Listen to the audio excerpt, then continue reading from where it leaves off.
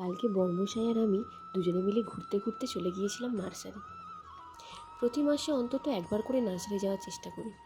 খুব বেশি না হলেও 2 থেকে 3টে গাছ কিনি, কারণ শুধু গাছ কিনলেই তো হবে না, টবের কথাটাও তো মাথায় রাখতে হবে।